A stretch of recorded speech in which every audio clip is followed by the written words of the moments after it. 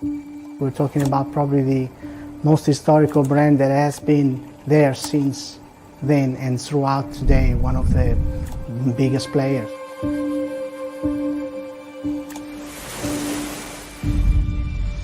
Well, it's one of the first kind of like big brands that came into the sport. It has a lot of history, you know, because many riders went through it and many people associate themselves.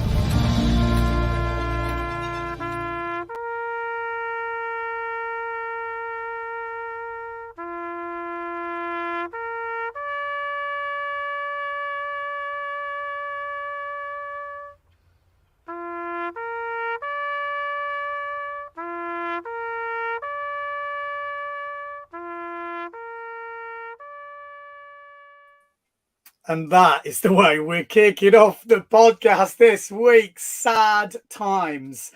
Firstly, before we go anywhere, let's introduce my new co-host, co-producer, Paul Van Bellen. How are we doing, mate? Hey, Benny. We got here after a stressful week, wasn't it?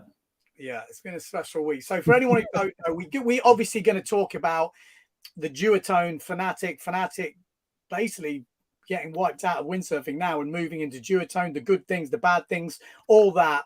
But just introducing this podcast, the plan, this is definitely a loose plan, but the plan is to do a weekly podcast talking about industry news, talking about gossip. We're going to have a bit of a quiz, loosely, to just stay with us, and all things in between to try and bring you what's going on in the windsurfing scene. It could be good, it could be bad. We don't know how long it's going to last. We're hoping it's going to be definitely weekly for a bit, and we'll see how it goes down. If you're into that, let us know in the comments. Give us some love, because it's probably going to be a fair bit of work. Obviously, Paul's going to be back every week. We haven't quite worked out the flow, but that's the plan. Anything to add on that, Paul? Well, I just want to say I'm absolutely honored to even be here with you, Ben, because you are, as far as I'm concerned, Mr. Windsurfing, and I do feel like a bit of a blow-in. However, hopefully the people out there will accept me as your co-host, and we'll see how we go. We'll see how we go. This first, yeah. No, I was just going to say, for people who don't know, because I think there's a lot of people that do know, but maybe there are people that don't. Paul is probably one of the most accomplished drone pilots in the windsurfing business. If you haven't seen his channel, follow his channel. He has got some of the biggest blowout windsurfing videos on there. He's definitely got my sense of humor. There's a bit of randomness in there, which you'll probably see in this podcast as well. And there's a bit of stuff. So we're working quite well together. I have let him the admin to this StreamYard live stream, which is very dangerous. At one point, everything got deleted because I'm sure he's got OCD. And I've got the opposite of OCD. I've got shit everywhere. Ben has discovered that I am OCD. I think Ben has actually made me discover that I have OCD, because in this back end, it was all a bit of chaos, and I wanted everything organized into categories and everything. So yeah, anyway, I think it'll be a bit of a Laurel and Hardy with you and me, Benny. Yeah. So that's how we set the scene. Obviously, main talking point at the moment, Fanatic. I mean, I saw that news. I'd heard rumors of something was happening, but I didn't actually know. No one would tell me. It was like top secret. They made all the riders sign like non-disclosure, all the media sign like non-disclosure, and all this sort of stuff. So when it happened, I didn't really see it coming, and it was a bit of a shock. So I'm going to look through the comments, because I'm sure I've been looking on the comments all week, you know, around the windsurfing world, around the social media, and there's a lot of people who are very upset. You know, we're losing an iconic brand. You watch that first video that I put on, you know, it's really powerful when you hear that sort of music. I saw a post from Nick Baker, and, you know, he's obviously embracing the whole duotone thing, but you could see he has grown up with Fanatic. He was on Fanatic Art back in the day when he was doing the indoors and early stuff, you know, and a lot of the guys behind the scene who are still involved with Boards and More, when they bought Fanatic, you know, have been building the brand. So it's not been an easy decision, I know, for those guys. But my gut feeling from a business sense, it does make sense. From a nostalgic sense, not at all. I'm gutted. But if you look at it business-wise, I think in the way we work in these days with online stuff and the way they've got the brand set up in Boards and More now with all the kiting, all the winging under one name, it does make sense. What's your take on it, Paul? Yeah, well, Fanatic, it's a board I've actually used as a brand. The last few boards I had were Fanatic quads. Yeah, I guess it's a brand that I've known since I was a kid.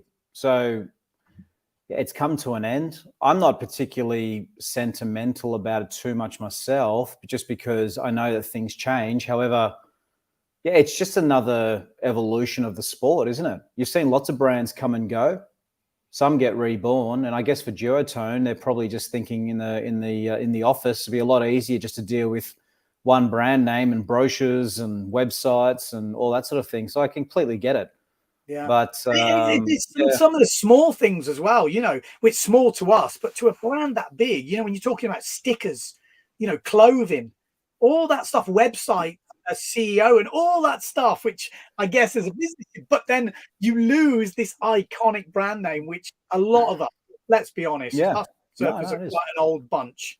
I've got super strong memories of you know, windsurfing on Ultra Cats when I used to race, you know, and always wanting, like, when I was growing up, it was like the Ultra Ray, I think it was the Jaguar, the slalomy type boards, and then the Mosquito. And all this sort of stuff. A lot of funky graphics as well. You know, some crazy graphics they had. Yeah. Oh, 100%. So, yeah, I mean, it's a difficult one. I can see why they've made it. I'm just having a look. I'm just looking at some of the comments as we come through. The Ultra Mosquito. Yeah. I mean, is it? I've got a question for you guys at home. So you've tuned in, you've seen the thumbnail. We're obviously going to talk about a lot of other stuff on this podcast, but this is kind of the first topic. Is it going to stop you buying a Duotone board? Like I said, a Duotone board, really? Because let's be honest, we've seen it happen. They used to own the rights to North Sails. That's what Boards and More used to own, the rights to use the name North Windsurfing North Sails. And they got rid of it and came up with Duotone. There was a lot of backlash about that, but they've showed that they have turned it into a full brand name now. And they are, I would say, one of the biggest, if not the biggest, sail brand in windsurfing. It's got to be up their level, if not the biggest. So they've made it work. They've showed they can do it. The money that they've saved with not having that North brand name, because the designers stay the same, the infrastructure stays the same, the importers stay the same, the shops that take it stays the same. So I think if you're starting a new brand, it's very difficult. But if you have all that in place and you keep the model names exactly the same, does it really change? Does it really affect you guys at home? Do you actually not buy a board? That's kind of interesting. Would it stop you buying a board? I don't know. Let's have a look at the comments, shall we, Benny? Yeah, let's have a look. It's a passion sport. If they go purely after business, they lose the passion people. That's a good point. But surely the passionate people in the brand that have made Fanatic what it is today, and they have, because Boards and More been running for a long time. Don't forget, they sold Mistral, sold F2 to concentrate on Fanatic, because there was a lot of infighting. They owned all these brands within, and then they sold them all off. And the guys that have took on F2 and Mistral and these guys haven't particularly done very well. Fanatic, and Boards and More are the one that has gone on to do it, and those guys are still behind the new brand name. I mean, it's exactly the same. It's just got a different name on the board. I was thinking, should it say Duotone boards and then powered by Fanatic or something like, just to keep it. They could call one of the models. Maui Project was Maui Project board, but it was powered by F2. Well, what about if you just have a model called the Fanatic, Duotone Fanatic? The Fanatic, and there was a few people saying, why didn't they just change the sails to be called Fanatic Sails? But that also seems weird to me. I don't know if I'd want to buy a Fanatic. Yeah. I was going to say something about the other thing is about the name. I mean, if you talk to windsurfers down the beach, the name Duotone, it's people either accept it or other people think it's a bit of a strange name, isn't it? Duotone, it's kind of, Duotone, what is that? But I understand why they did it. They already had the brand name, so they've used it. But I guess Fanatic explains the passion for the sport quite well, doesn't it? As a brand, it's quite a good name. You know, it's a great name, actually. Yeah. But, I mean, at the end of the day, is it really going to matter? Is it going to affect their sales? Probably not. People who buy duotone stuff buy Fanatic boards, or if they had a Fanatic board or want a Fanatic board, they'll just buy the duotone version. I don't think it's going to make a huge difference, is it? It's more of a nostalgia. What do you think, Ben? You think it's going to affect the sales? I mean, I wouldn't have thought so. I think there's going to be a backlash. I felt it straight away when I saw it. I was like, wow, they are literally just wiping it off. Like, and it's like, and that must have been a big decision for them, because like I said, a lot of them have been in the brand building it up. So it would have been hard for them to do that. I'm just looking at Dave. I read and saying, yes, it would stop me buying. I would rather support companies that are purely about the passion of the sport. Interesting. I think the guys that ride Fanatic, let's say they're Fanatic riders, they buy one every year. I don't think it's going to affect those guys as much as the guys who are on the outside, because I think the guys that are into that brand know all the shapers, the behind the scenes people, and they know the kind of brand still on that same route. It's just a change of name. Whereas I think maybe other guys that are looking in from a distance are even, they might be affected, let's say, or the random guy that comes in who hasn't bought a board for 10 years, goes into the shop and they go, oh, you can have this duotone board, and they might go, I never heard of duotone, but I've heard of Mistral, but there's not so many of them. Again, interesting. I'm just going to go through the comments here. Why don't we rename duotone into Fanatic? Better brand anyway. There's a lot of comments coming through here. This is quite a, people have a lot of opinions on this topic, don't they? Missed the F on the board. Yeah. Like I said, I kind of like the idea of a powered by Fanatic or something, just even if it's small, it feels like it's still there. Duncan Locke saying makes total sense. Duotone kite surfing, duotone wing foiling, and duotone sails. It was only the board that was missing. But I also, and I think we talked about this before, with the brands all going totally in sync, it feels like if you have a duotone sail, you should have a duotone board, or you have a simmer sail, you should have a simmer board. But there's also quite a lot of people out there who like to mix and match. And some brands, when they're on their own, I don't know why. Maybe it's psychology. You kind of think, oh, I've got a Ezzy sail, but I can have a Fanatic board. But I've got an Ezzy sail, can I have a duotone board? I know that's ridiculous to say. No, I hear what you're saying. I hear what you're saying. Like that. Yeah. No, it's you got to get your head around it. It's something new. It is a bit strange. I mean, I'm not buying any Fanatic or duotone boards at the moment, so I'm not really thinking about it too much. But I still associate duotone with sails and not with boards right now. So, but that'll change. New generations will come through and they won't even think about it. Yeah. I think it's more just comes down to the actual name, duotone. I think that's the main sticking point. It's still a name that other people just accept or think it's a bit, not really fitting. Duotone is not a cool name. Tilo's on there as well from Tilo International, said he welcomes all the former Fanatic lovers. People like belonging to a club, and in windsurfing that often connects to your favorite brand, but in the end it's the board shapes you like, not the label. And I think, like Bill says that there, I think we're seeing more of that in just the age that we're living in now, with social media and word of mouth being way stronger. And I notice it for sure. Like, if you've got a good board, it will sell. Back in the day, marketing was way stronger. Brand names, I think, were way stronger. But this day and age, word of mouth, and if something's good or not, I think has way more impact. It really doesn't take long to have a bad board name get around really badly. Like back in the day, you wouldn't be able to spread that news that quickly. You would be relying on one type of media. I think with social media and all these influencers and all that stuff, I think this news comes out a lot quicker. No, definitely. And also, like when the news broke, a lot of people were distressed. I mean, did you see this on the news, Benny? It was,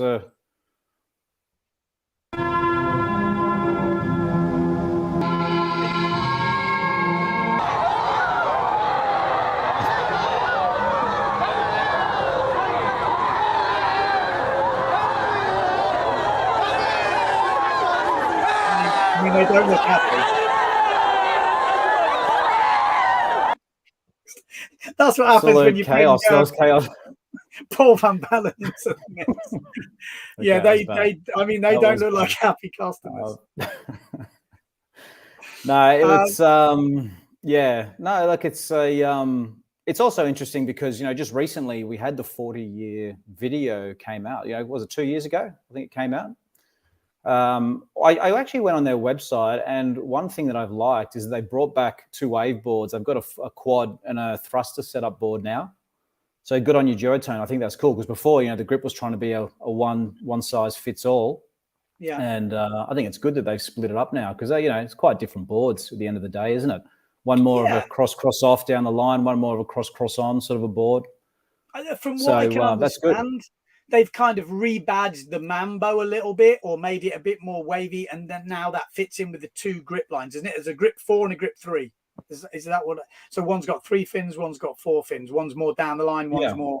Yeah, which I think that seems like a good move. Steve says, for all the nostalgic Fanatic fans, buy my 1992 Fanatic Mega Jag, 89 litres. I tell you what, I dreamt of that board when I was younger. I was a bit of a slalom fiend, I tell you. But no, it's pretty big news. You know, it's a big brand, probably arguably one of the biggest brands in the sport, isn't it? So. Well, what do you think about them selling the name? Obviously, they're not going to sell it now, but that name is got to be worth some money. But they're obviously not going to sell it because it would just be direct competition. But that name's still there. They still own the name. That I think they're still rebadging some subs or keeping the subs. Well, at the moment, anyway. Maybe they've still got a lot of subs left in the warehouse. I don't know. Yeah, but I believe that's right. They're going to use it as a sub brand, for what I can gather, isn't it? Because I think the subs is really strong with Fanatic. They're not doing Duotone subs. It's going to be Fanatic subs. So yeah, just the windsurfing is going to be transferred to Duotone. So yeah, I mean, I'm missing so many comments here. There is like a smashing through. This is an interesting one because I did also read this in their defense. Duotone say they have reduced their prices by €250 a board. So I mean, we know before you go there, the boards are frigging expensive right now. And I'm sure the comments will be like, yeah, I should bloody hope so. But I mean, still, if they can do that, and that is due to this, I think it's pretty impressive. Definitely.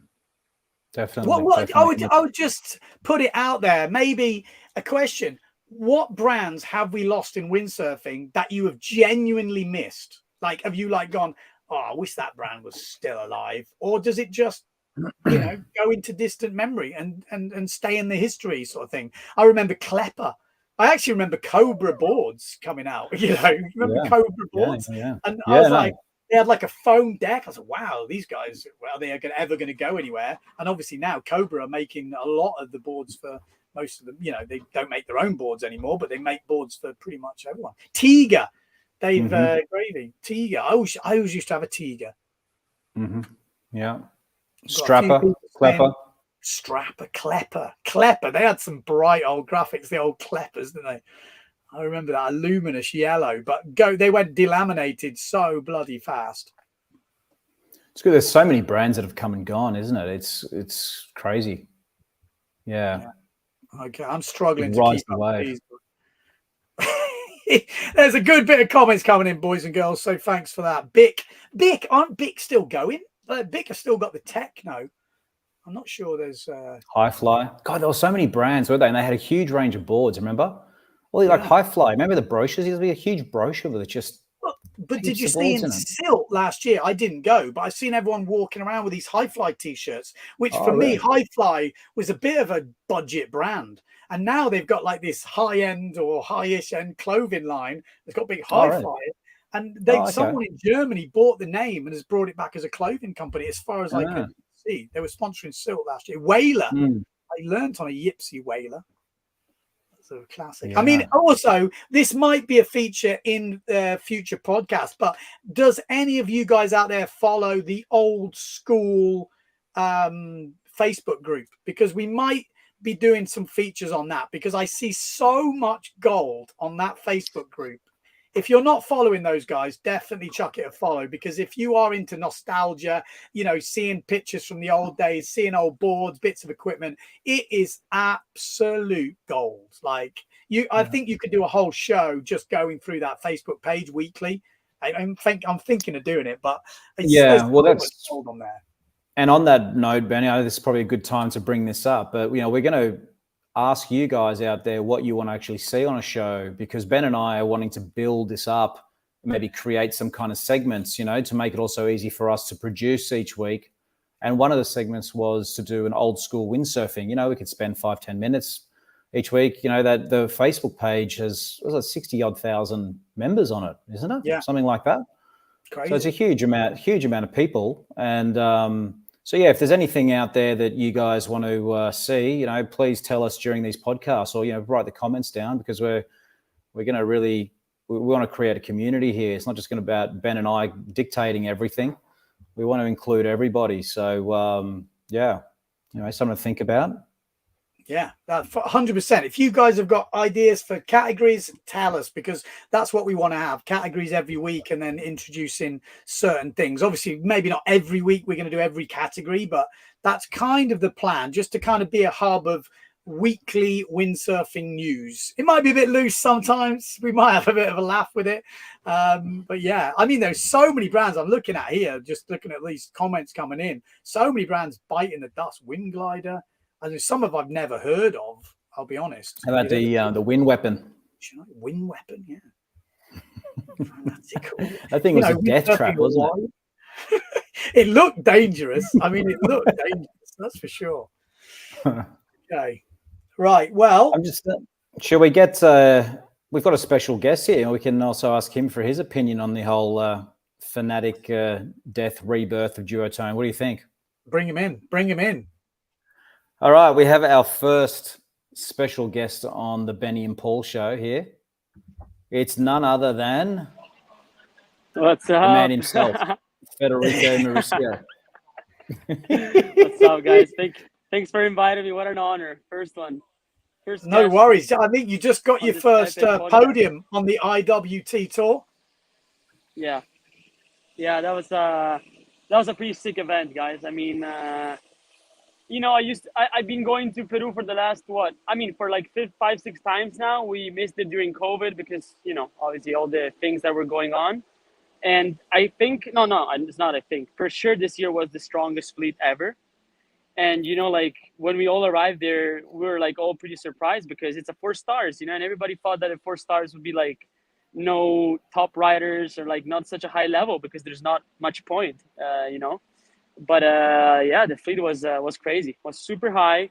So you kind of knew that you couldn't really do mistakes from straight from round one. Well, I just need to explain, because there might be a few people who don't follow the whole P2A IWT stuff. So we got Federico in here. He's just come. Where did you finish in the end? Third, yeah. 0.2 points. Yeah, from first. Like we're all in 0.2. In a super close final. But before we go into that, I need your thoughts. Duotone, Fanatic. Obviously, you're sponsored by Starboard Severn. It doesn't matter to you. Just interested to hear, opinions, or what are the riders saying? You've obviously spoke to some of the riders as well. They all seem pretty on board. Yeah, I mean, we didn't talk much about that, but like what I feel like is, to me, it looks pretty similar to what happened with Duotone and North Sails a few years ago. Everybody at the beginning was pretty like either angry or disappointed, or they were like just saying like it's not gonna work. But at the end, personally, I think Duotone did a good job. Marketing wise, because I never tried the gear, so I can't really just say. But nowadays Duotone is doing well, and North Sails came back and whatever. But I feel like they did a good job. And this thing to me with Fanatic, it feels kind of similar, So I think it's gonna be up to them to how they make it, how they make this transition work. I feel like, as you guys said, at the end, it depends a lot on the product. So if the products keep being what people was expecting or had before, it's still gonna work. But I think it's normal to have this kind of like love, hate, disappointment, sadness, like the true love feeling story at the beginning, Yeah, kind of. This gossip. Yeah, actually, that's a good point that Federico made about, just the product is important. I have to say, when I had the Fanatic boards, I was really impressed with the finish of them, the way they looked, the whole ethos of the brand with Boards and More, all those guys and girls that are involved in it. they do a really good job of creating a particular image. It's a very strong image. You know, you either love it or you don't. But I have to say, they do a really good job of creating good quality products that appeal to a wide variety of people. You know, it's not easy to do that, is it? Yeah, and there have to be reasons for them to do this. You know, either like it's more efficient, or they just I believe they had studies behind this and they think that it just made sense. So again, I heard about the prices. Again, yeah, maybe it just makes it more efficient, you know, for two brands that are actually partners to just make one. You got to do that marketing work and convince everyone at the beginning, but if it's worth it for the brand and then also for the customers, then I mean, why not? You know, you know, I feel like this is it's gonna be interesting to see how it develops, but I feel like it already happened, you know, with the dual tone north sails separation and all of that. Yeah. They've kind of proved it can already work. I think that's what they've done. It just seems a shame because Fanatic is such an iconic brand. And when we did that, when they did that 40 years of Fanatic, you know, and I started watching the videos the other day again, and you're like, wow, they've got some real power to them. And it's like, this is an iconic brand. This is 40 years. And then like a couple of years later, it's like, you're like, oh, shit, okay.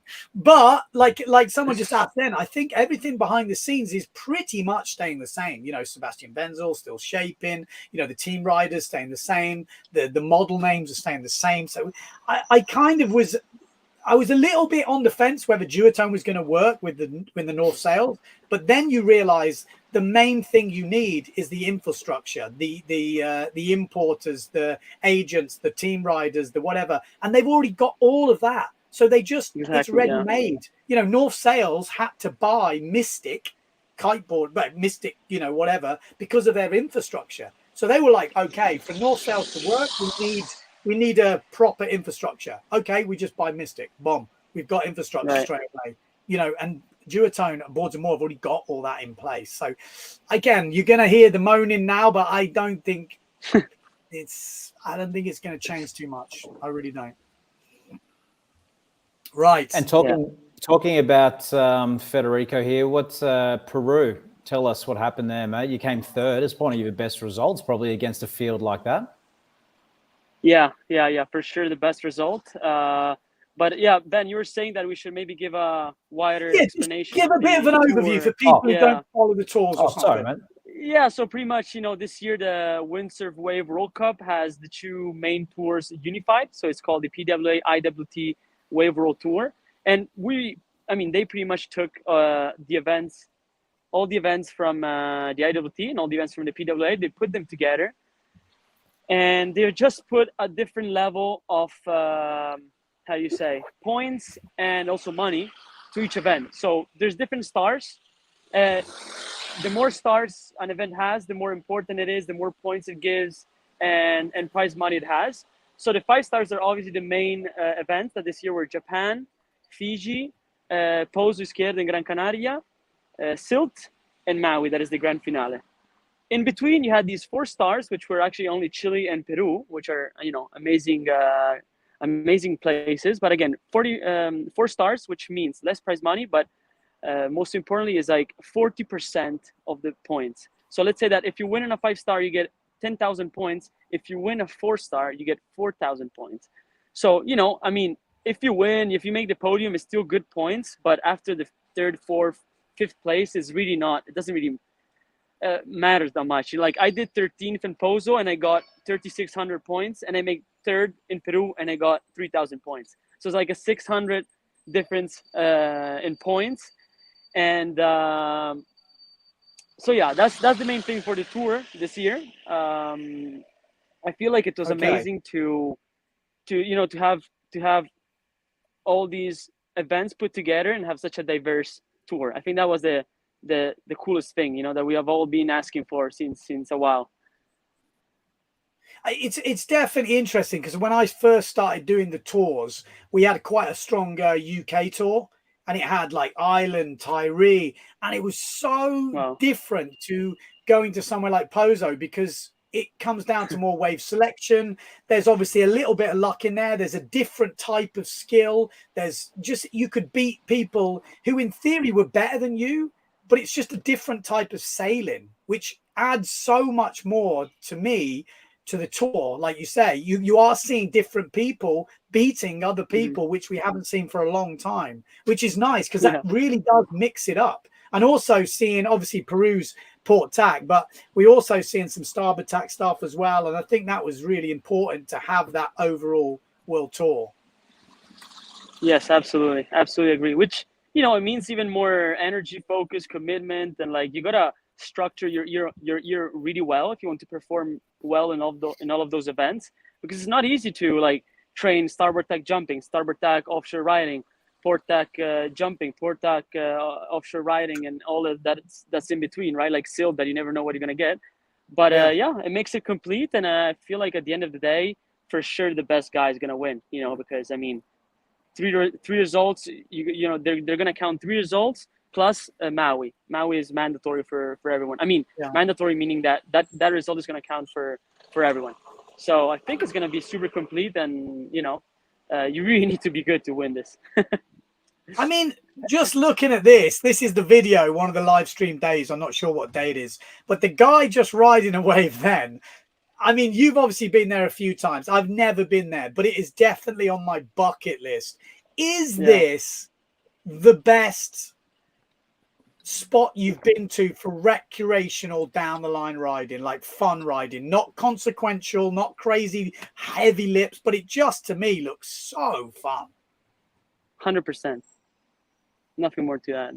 100%. Yeah, it is. Looks, I mean, it's how long it's are we perfect. riding the wave for? How long are you riding the wave for in Peru? I had waves and film, like drone filming me for like 1 minute, waves that were 1 minute, 2 minutes long. You're tired. The first days it's tough because you're tired. You know, the like half of the riding, you had 6-7 bottom turns, and your legs are burning. Your arms like can't even keep the sail up anymore. So for real, it's a different type of sailing. And again, the wave is not too risky, so you don't have that mental stress that maybe you have, you know, in Fiji or like. And the wave has different sections though, so it actually permits you to do different type of moves and go for big things also. And I heard a lot of people saying, "Oh, Pacasmayo, it's soft. You know, there's no power," and I don't agree with that. You know, there's some sections that if you get good speed, you can boost some pretty sick aerials. For the competition, we got it pretty much perfect. Like it was point break. It was even almost hard to do aerials because you had to be so close to the critical section and be lucky that the wave would give you something, you know. So that's again the wave selection that you were talking about before, you know. So yeah, for sure it's the best wave, like recreational wave, port tack. I miss some places still, you know. I haven't been to Mauritius, I haven't been to Australia, but for all the places where I've been to, yeah, 100%. Yeah, no, I can vouch for Federico. I can vouch for him because I was there when I met you for the first time, Federico. Was that 2019? I think it was, maybe 2019. I think was the year. I think so. Anyway, yeah. So I went to the Peru event then, and the event ended, and most people started going, and Federico was going to fly. Like, you know, people had their tickets booked Maui, to go. For the Aloha, yeah. Yeah, but then we looked at the forecast. And the whole time we were there, it was maximum sort of low go high, you know, basically.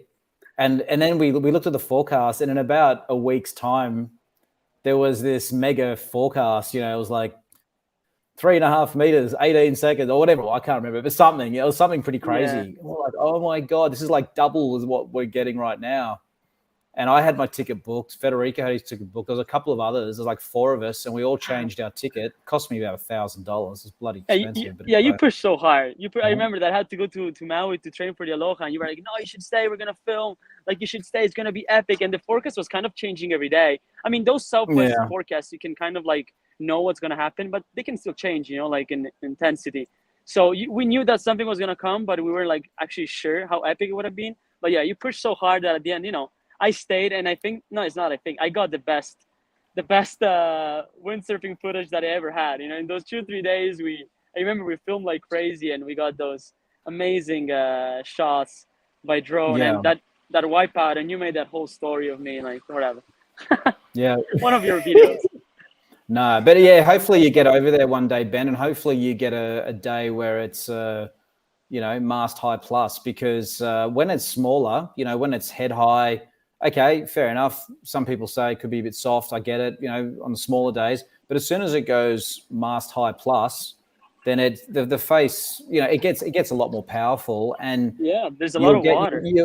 Yeah, exactly. There's still a fairly big chunk of water moving, and the other thing is, you'll get the best view of your life because you'll be ripping down the line, looking at a wall that travels for 1.5 kilometers, mast high, and it's just silky smooth. Like you'll be bottom turning and just hearing the ripples, and it's basically like video game stuff. Like you're going down and going, you didn't think this was actually possible. Like it is kind of like that, isn't it, Federico? I want to go. Like, I want to go. Yeah. Okay. Yeah. Like, there's a few people out there that want to go. I'm one of them. Tell me, what do I need to do? Well, like what's the prices? There's a few people asking. Actually, Bill's asking. It's a good point as well. What is the budget needed to take your wave gear to Peru from Europe and to stay for say 2 weeks? What sort of budget are we talking about? Where do we stay? How does it work? What's the plan? Well, the flights this year were crazy expensive. We gotta admit, that was crazy this year. I mean, I booked pretty much not last minute, but just like a few weeks before. And August is always a nightmare from Europe because it's high season, at least in Italy, But all around Europe, I guess it's pretty much high season. So I would suggest to book earlier than that for sure. And then I think you can either fly to Lima and then get this night bus, which is like 12 hours. It's super cheap. It's like $20. You can pay a little more for the gear, and it's like 12 hours. You sleep, all night. So say again, you get to Pacasmayo. How much was the flight? That was a nightmare. It was the most expensive flight of my life. How much? It was 2,000 euros round trip from Fuerteventura. Right. Yeah. Okay. And what's the cheapest you've ever paid? What's the cheapest you've ever paid? I think you can find it for like 800, like 1,200, 1,500. 1,500. It's still a lot, but it's still like manageable. This year was just crazy. But it depends. Like you can either fly all the way to Trujillo again, which is more expensive, but it's faster and it's like easier. Or you fly to Lima and then you get this night bus, and it's way longer because it takes you 12 hours in the night. It's kind of a little scarier too, how these buses drive, but it's way cheaper. It's like way cheaper. It's like the bus is like $30-$40. Okay. And the flight to there is cheaper, is it? Can you hear me well? Yeah. Yep. Yeah. What? No problem. Yeah, fine. Keep going, mate. What did you say, Ben? No, just saying that's a cheaper flight then if you end up My taking the connection's bus. too late.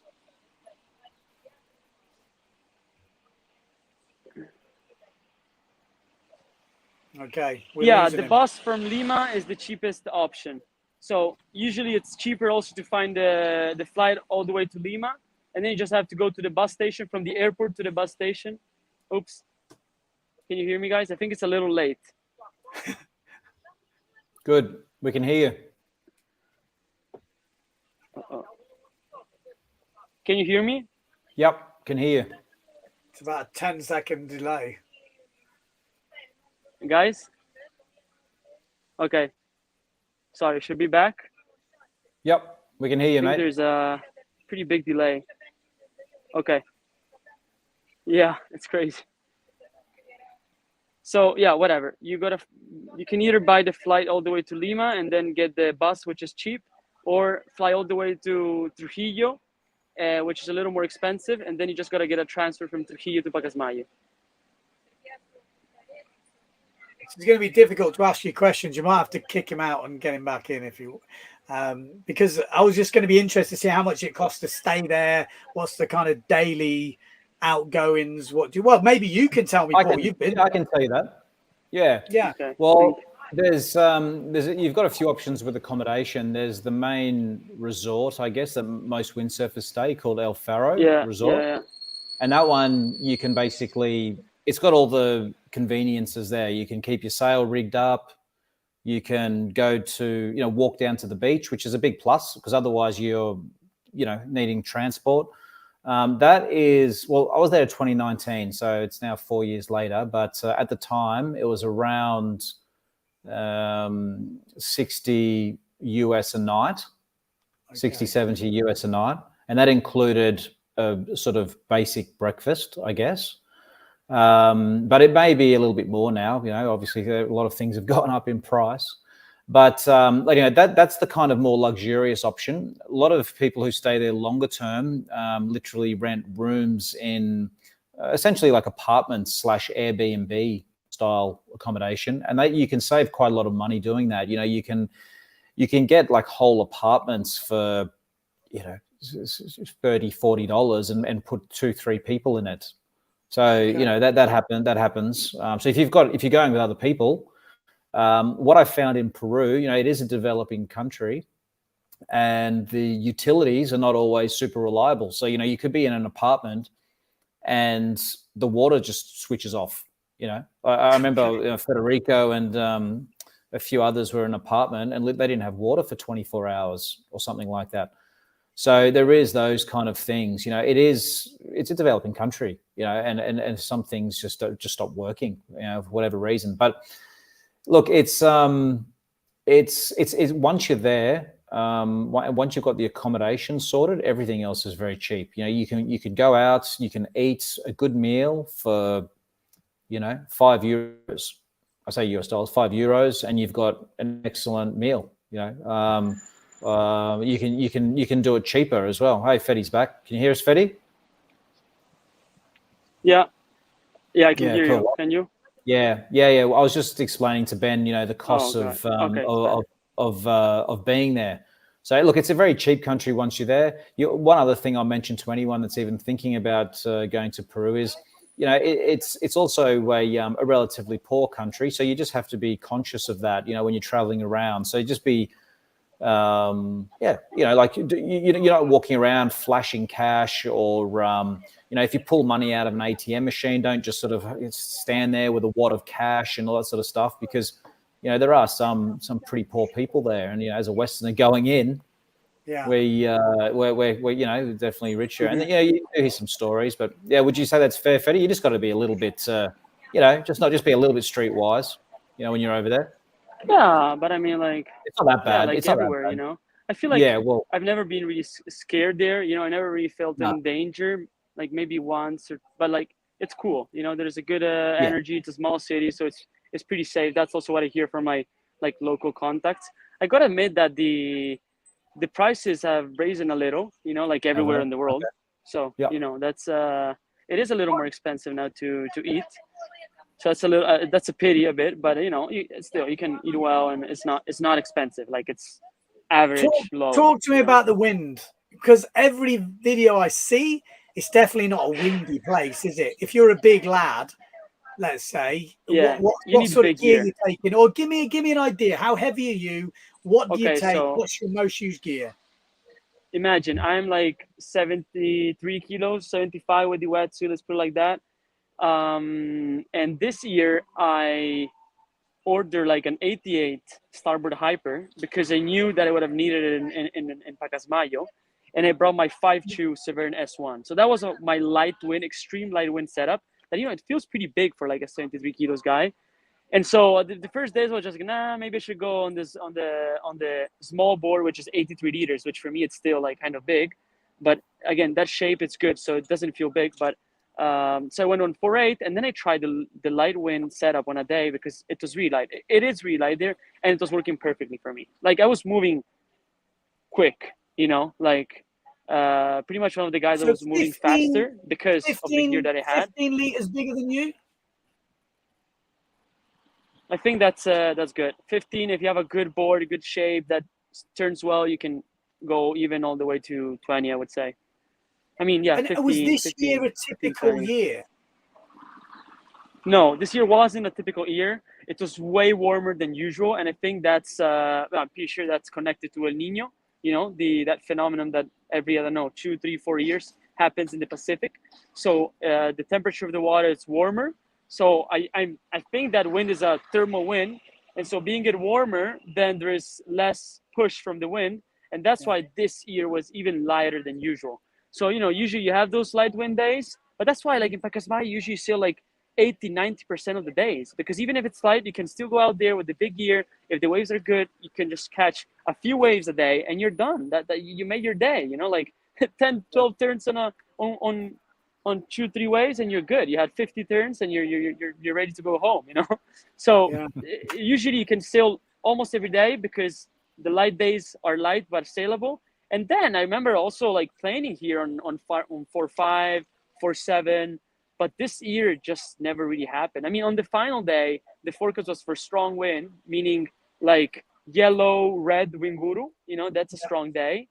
But again, it was so warm that for lunch, like around lunch, so like 12, 1, 2, 3 p.m., it was so warm that the wind was dying. So it was getting stronger early in the morning, but then for lunch was dying out. And then like around the evening sunset time, it would increase again. And that's what happened in the final. I had all my day of competition, 5-2 and 88. And then after the quarters, around like 4 p.m., it got stronger and more offshore. And so I switched to 4-8. But my semifinal and final heats were on 4-8 and 88 liters. And that was the perfect setup, Kind of a little overpowered at times, but 4-8, 4-6. Yeah. I've got a You wanna question get the for you. option. Oh, sorry, Ben, you go. No, that's good. Yeah, I've got a question for you, Fetty. On the points, when I was there was no development, but I heard that there's a bit of some people are staking out their plots of land along the point towards a lighthouse. Is there something going on there, or? Yeah, actually, I saw something. I didn't pay too much attention, but I kind of saw like a wall. Like it just looked like a wall on top of that little hill, just behind the faro and the lighthouse. And I didn't pay too much attention, but it could be dangerous, because if you block that part, then the wind is going to be so different, and that's going to change a lot of things. Yeah. You know what? Kind of scary, but No, I'm just saying they pretty much ruined every good windsurfing location in the world by doing stuff like that. They're like, wow, this place is getting busy. There's loads of people here. I know. Let's build more accommodation right where the wind needs to be. And it seems to be everywhere that's happened. Dahab, where's that place in Morocco? Yeah. Like, they have ruined so many good spots. Oh, that would be a shame. Well, I don't think. Yeah, I think from what I can see, though, the wall isn't super high, is it? And it's like maybe 1 story high, is it? Or no, I didn't. No, I didn't. Yeah, it didn't look massive, but I just saw something that wasn't there last year, and so they can pretty much build like they were building a house there close to the place where I was staying, and I don't know how it works. I mean, but I'm not sure how many like how do you say like legal, administrative, bureaucratic stuff they need to build something, So you never know what you could find there next year, And again, as Ben was saying, you see more tourists, you see opportunity. You don't understand obviously how the wind works, where the wind comes from, and what you're actually doing. And you just build something, and then you just destroyed the dream place, Yeah. Oh well. Enjoy it while it lasts. Yeah. Wow. Yeah. Okay, let's see. I have a question. This one before, there you go. There's the guy saying, which I think is quite a good one. I'll bring you in on it. What are your predictions for the Wave World title this year? Because obviously we've got Silk and Maui to go. 2 events. A lot can change. Who do you think with those 2 events to go and how the table's looking? Who's your money on? Yeah, give a us lot can top change.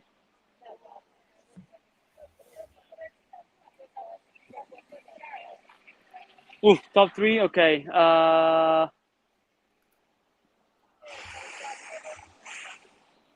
think Brauzinho. Because Brauzinho can do super well in Silt, can do super well in Maui. But I mean, Ricardo's first, so it's Brauzinho. It's easy. Brauzinho, Marcelo Brown, Ricardo Campello, and Marc Perret. I'm not sure in which order. Like Ricardo has more points, but like Marc did so well last year in Silt. I don't remember how Ricardo did last year in Silt, so that's a a variable. But you know, Marcelo can do super well in both places. Mark can do super well in Silt, and I believe he can do pretty well in Maui too. You know, it's just like we just haven't seen him that much there. Not training. I've seen him training a lot, improving a lot in the last years, but I'm just saying in competition, you know, because he I think he didn't do the Aloha Classic last year. So, you know, that's the only variable. And Ricardo for sure can also do pretty well. And he has, I think, 2,000 points? Yeah, 2,000 points advantage on Brauzinho second, 2 or 3,000, which is a lot. It's actually a lot of points. So probably, you know, Ricardo... So I was just saying to Paul, go to the top just to see what the points. I couldn't remember. Yeah, so he's what? Second in Fiji, fourth in Pozo, first time. Yeah, but the thing is, the way the points work on the PWA and IWT now, the big 5-star events, if you win, you get a hell of a lot of points. So yes, it can make a massive difference. If Brown just ends up smashing Silt and Maui, there's not a lot anyone can do about it. I mean, you know, watching at the rankings, it just looks like the right now the top 4 guys, because Philip is out, unfortunately. The top 4 guys are actually all contenders, you know, because Antoine can win the Aloha Classic again. So that's 10,000 points, and at the Aloha Classic, I think the level this year is going to be crazy again. So you know, you can lose like first, second round. But the problem is, Anton hasn't got any other good results, really. He's got a 5th and a 9th, which if you're going to win the world title, you need at least a top 3, because then you'd need to win Silt. If you're going to win, you need to win an event. So you've got to win Silt and be up there in Maui, or be up there in Silt and win Maui. That's true. And the guys that you can see doing that is Brown, isn't it? It really is. Brown and Ricardo's only got a 2nd in Fiji, a 4th in Pozo. Brown's got that 1st. Brown needs close. It's super close. Anything. Yeah, he needs to win Silt or something for sure. Interesting. It's been an exciting year with the waves, hasn't it? It's been a bit of to and froing. Yeah. Yeah, we've actually just going back to the original topic. Duotone Windsurfing as Pike chipped in, says just to confirm what Ben said, we are the same people behind the brand, but now our team is fully focused on windsurfing and making the gear even better for you guys. There we go. I mean, like I said, we're going to just do it a big circle. We go back to that duotone thing, because I know I read in the comments a lot of people tuning in late. We've pretty much touched all the bases. As I think we've kind of got there together, we personally, not that what we think makes any difference at all, I don't think it's going to change very much. I think there's definitely going to be some upset people, because losing a name like that is just history, and it just feels a shame. But everything at some point moves, and the same team, the same everything. Is the gear going to change? No. Is it getting sold to another company that could totally mess it up? No, it's staying in the same hands. And they have proved probably over the last 10 years that they have gone in the right direction in terms of a brand, and they've done really well. I mean, you can't fault them for that. So we'll have to watch this space and see how it goes. Definitely a shame. I still think if you are watching Duotone, you should have Powered by Fanatic on the boards. That would be like a little keeping it in there. But anyway. Here we have some of the Duotone I'm really boards. sorry to interrupt you. I want to thank you so much. I really have to go. I'm sorry. No worries, man. I had an appointment here. Thank you so much for having me. Stoked and honored to be first guest here. I hope everybody enjoyed, and I see you soon. Thanks, Betty. See you, dude. Thank you so much. Ciao, ciao. See you, mate. Thanks. Yeah, Benny, I thought I'd just have a quick look at the website, because for anyone who hasn't seen it, here's some boards with the branding on it. It's brown. They got a brown board, or is it gold? Sorry, I'm having a bit of a problem with the like a brownie gold, isn't it? Looks good though. They definitely finished the boards off really well. And I'm really happy that they've now got the quad versus the thruster setup. It's 2 different boards. They're going away from the 5 fin box, which saves a bit of weight. And yeah, I mean, look, it's going back to what it was a few years ago, isn't it? But Hang on, let's just address this. Are they a sponsor of the channel? Duotone and Fanatic, old Fanatic, did support the channel. And just so you guys, just to be transparent, what happens is the way my channel works, like anything, it's just a membership. So the brands that want to support what we do pay some money for the whole year. It's not a lot of money in terms of advertising, but it helps everything get paid for. Alfie, as you saw the video last week, and just the time and spent just to make it worthwhile. Do they get any special treatment? Not so much. Like, they were a bit gutted with my thumbnail for this, but I told him, I said, look, that's the news at the moment. Fanatic, you have killed it. I don't like it. I don't get me wrong. I don't like that they've killed it, but I can see why they've done it. And that's just how it is. So, there's some big brands out there that don't support the channel. Severn being one of them, Gastra, these guys don't support the channel, and they don't need to, but it is, with windsurfing being such a small sport, I feel like the guys that are trying to put in some effort to make content and do stuff, it is a lot of time consuming work. So without the support of the industry and like you guys chipping in the beer money, these type of things are very hard to justify. Paul at the moment is not getting paid. He's doing this for the love right now, but let's see where it goes. Let's see if we can make it interesting enough for you guys to tune in. If we get the viewers and you're enjoying it, then maybe we can have some advertising. Oh yeah. So Graham said lots of advertising in this podcast. Well, it's news. It's kind of topical. You know what I mean? I feel like when Fanatic dies and they put Duotone in, I'd love to sit here and just say what a bunch of dickheads. Well, they've messed this up. But I don't think they have. I think from a business standpoint, I can see exactly why they've done it. Again, my other side of me, the windsurfing side, I don't like it. I like Fanatic. I think it's a great brand name. Again, I was sponsored by them back in the day, and I can kind of see why people are upset, but I also can see the other logical side. And, Boards and More have to make money. They are a bigger business, That's just, it has to make sense. I can just see that it's just obvious to me. Yep. No, look, it's and plus on this advertising on this podcast, we're not getting paid for this, are we, Ben? No, we get paid for. I get paid. Windsurfing.TV has income stream, beer money, and it has like the brand supporting the channel. So if there was a big news about Severn right now, would I cover it? Maybe not as much, because they don't support me. I make lots of videos and I include them in the videos in Pozo and this, and they don't give us any support whatsoever. So when I'm paying $6-7 grand for Alfie, it's very difficult to justify it. So these guys chip in some membership money for the year. It's just, it's news. Why not? Like I said, if you guys have got a problem, I'd be interested to know, because it's very difficult to find a business model in the world of windsurfing where, like, you can't just do it all for the love. There has to be some monetary gain in there somehow. Otherwise, you can't justify the time. Yeah, and actually just talking about this, if I can plug myself, because we talk about making money, and you end up putting thousands of hours in for very little return. So it's not really about the money, but sometimes it's nice to get something back. Obviously we all have to pay bills. But I'm thinking, and it's going to take a while for me to do this, but I think I'm going to develop a little bit of PVB merch, like windsurfing merch at some point. A few funny T-shirts, because sometimes I get people say to me, "Oh, Paul, how can I donate to your channel?"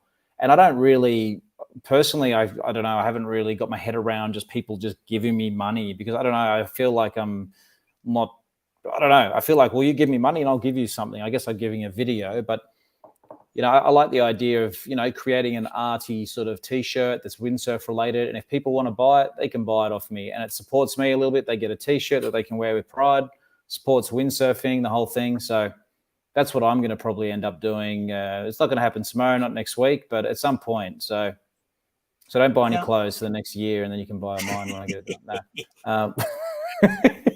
It's not going to be... What's that? When's your next content coming out? Because everyone's obviously, you look at your videos, they always go down really well. You're obviously in Western Australia.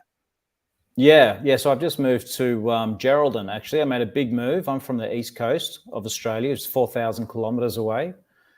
And up until a month or two ago, I was seriously considering, not doing this, going to Geraldton, because family, friends are all over in Sydney and the East Coast. So to move to Geraldton, 4,000 kilometres away, like New Zealand is 2,000 kilometres away. Geraldton is 4,000 kilometres away. It's closer for me to get to New Zealand. So, but anyway, I weighed up all the pros and cons. Yeah, Geraldton, it's a famous windsurfing destination. I was talking with you about doing this sort of thing. So I thought, well, if I'm on the East Coast, it's not exactly windsurfing central there. And by being in Geraldton, I'm much more involved in windsurfing, but by being here. And also windsurfing myself, if you don't windsurf much, you kind of start to lose a bit of touch, don't you, with what's going on? Yeah. And the other thing with Geraldton is there's a lot of people come to visit here from overseas, a lot of Europeans, people from all over the world. So for me, that's actually pretty cool. You get people in here, learn something about someone else's country and culture. And assuming that we keep going with this podcast, as I meet interesting people down the beach, I can bring him over to my home and include him in this podcast. There'll be stories there for sure. As far as creating more content, we'll see how I go. Actually, tomorrow I'm hate to tell you, Benny, but I'm going up north for a wave sailing trip. But I am planning to take the drone and GoPro and so forth. So I'll attempt to do something. As you know, sometimes you just want to go sailing and not have to think about making videos, just be totally there. But I will attempt to probably do something. But the other thing is these podcasts will be part of, or probably actually end up being quite a big part of my content, because doing this sort of thing, as you and I know, you just turn up, you can talk, there's obviously a bit of preparation, but once we hit stop at the end of the podcast, that's it, it's over. And we don't have to sit there for hours editing, which not only is it time consuming, but it can be almost detrimental to your health sometimes when you're staring at a screen for hours on end. You know what I mean? Like I'm already staring at my phone and everything. And so I think there's that, you've got to find that balancing act of creating content, but it's also sustainable and healthy for you as well. Yeah. I mean, I don't know if you're laughing at me. Oh, someone's I'm laughing at that comment. Shut up and take my money. I'm not even reading. Cool. Okay. So I've already got a few customers.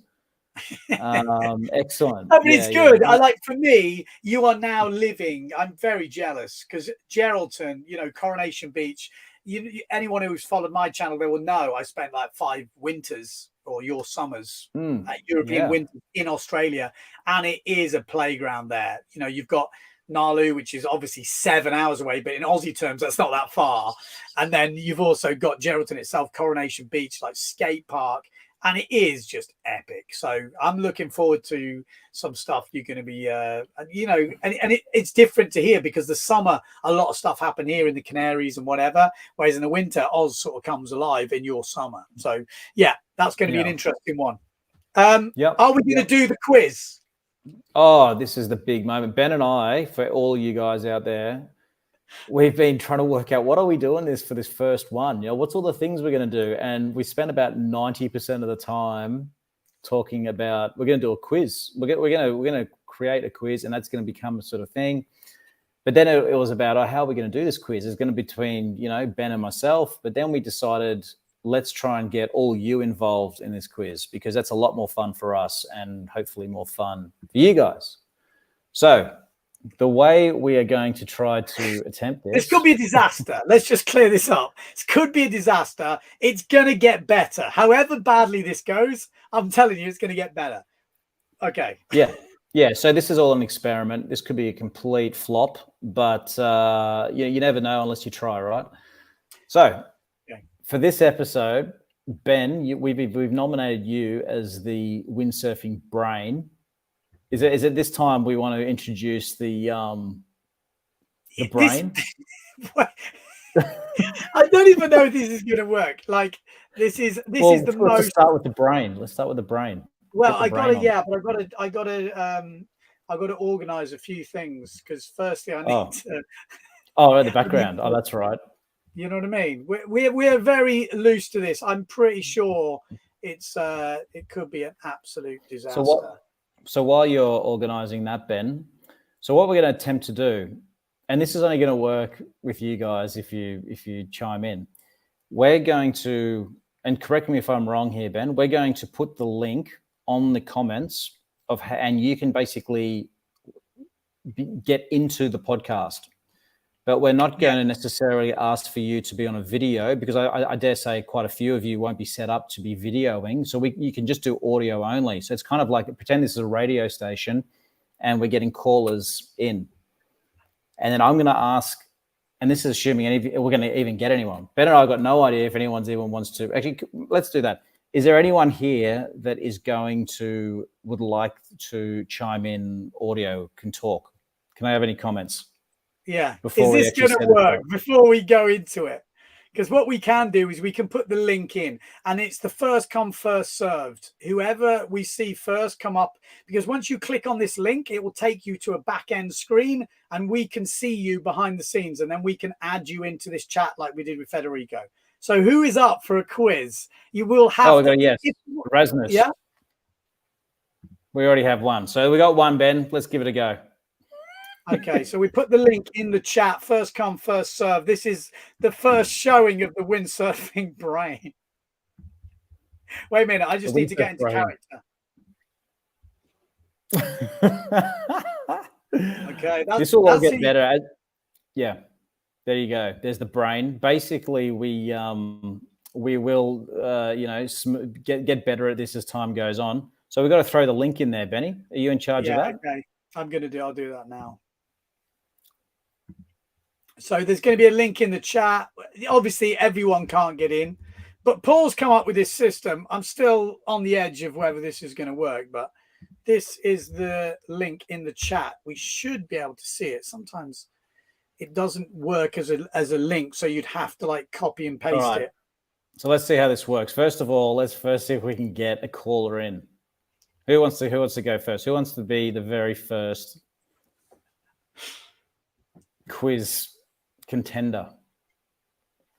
We're going to get anybody. And you can turn your camera off. I think Paul maybe already said that, because some people might not remember sitting, maybe you're half naked sitting there and you're like, oh my life. Exactly. In fact, I'd probably prefer it if the camera was off, I think, because then it'll encourage other people to come on. What do you think?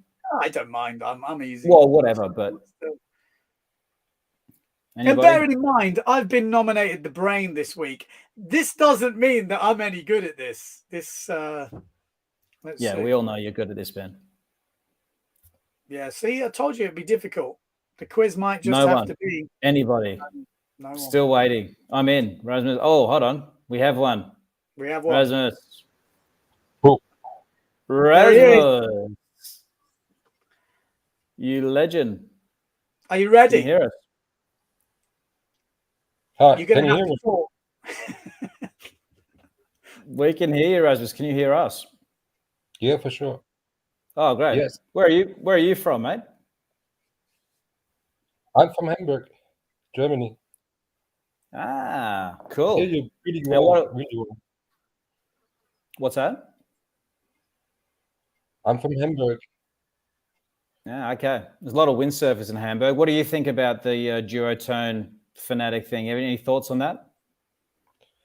Oh, I think it doesn't matter at all, because some windsurfing fanatics care at all. Most people don't care, so forget about it. Yeah. Okay, Paul, just so you know, we do have some people in the background. So you're going to explain how this quiz is going to work, because I have no clue. He's the quiz master. Okay, so I'm going to ask you a question, Rasmus. I think we've agreed. Well, we'll see how we go. I've got 10 questions. I'm not sure if we're going to get through them all. But I'm going to ask you a question. And then if you get it right, you get on to the next question. If you get it wrong, I go to Ben the Brain.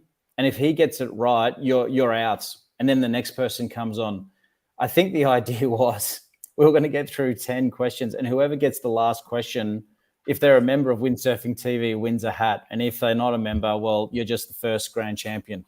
So how do you think? You happy with that? This could be tricky. Rasmus, are you still there, mate? Yeah, I got a bit of delay, but I'm trying to.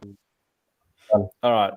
Well, we're going to go straight into it. I'm going to play the And first now little. for the thousands in All right. attendance and the millions around the world who wish they could be here.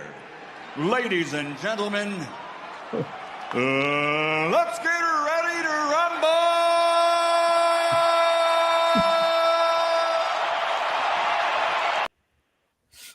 Okay, here we go. We've got some suspense quiz music. So just to add a bit of drama. So, all right, first question, Rasmus. What sale number was Josh Stone?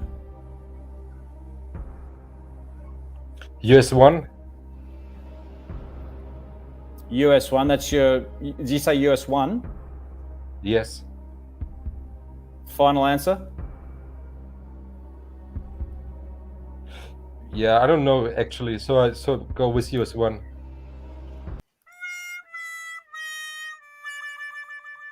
Sorry, Rasmus. The answer was US6. Oh, I knew that. I thought I was. Oh, sorry. That's right. God damn it.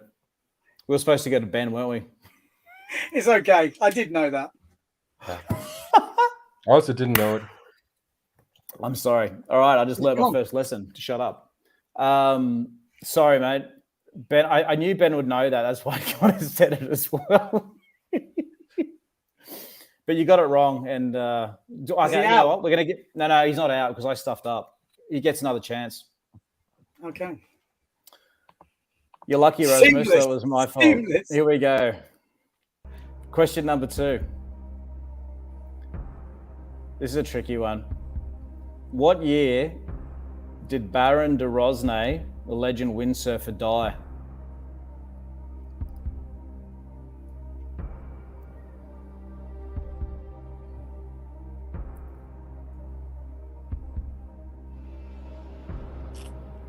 I guess 1984. Well, he tried to cross the Elvietian street. That is correct, Rasmus. Well done. Very well done. Are you actually you a member of Windsurfing.TV by any chance? Don't worry. Can't put him on the spot like that. No, just checking. That was good. That deserves a prize in itself. That's impressive. No, I'm not a member. Oh, okay. That's all right. All right. So 1984. That's bloody impressive. I was wondering if anyone would get that. So well done, mate. All right. On to the next question. Question 3. What year was the Goya brand started? So I didn't get the question. Please repeat. Yep. So what year was the Goya brand started?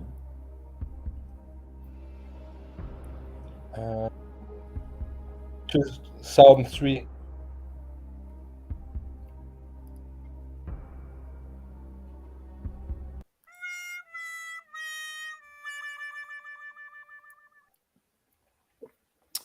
Incorrect, sorry. So we are now going over. I won't make the same mistake twice. We're going to Ben the Brain. Okay, so I'm just thinking of the graphics. Andy King changed to graphics 2005, 6. I changed. So I'm just going through my way of thinking. I was sponsored by JP Neil Pride. And then when I changed in 2004 to Fanatic 2005, it could be 2006, 7, 5, 6, or 7. It's one of them. I'm going with 2006. 2006. Rasmus, you survive. The actual answer was 2004. Oh, yep. That's quicker than I thought. Mm. Oh, okay. All right. Well, Rasmus, you're still here. Okay, mate. You got it This one- easy because the brain's not very brainy. This one's a multiple choice. What is the strongest wind speed ever recorded on Earth? Oh. A, 187 knots. B, 219 knots. C, 236 knots. Or D, 257 knots. I can only guess. I would go with C. C, 236 knots. Yeah, it's just a guess to C.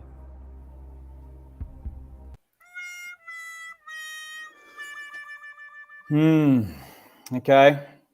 Benny, I'll do you go want me with to... B, 19. B,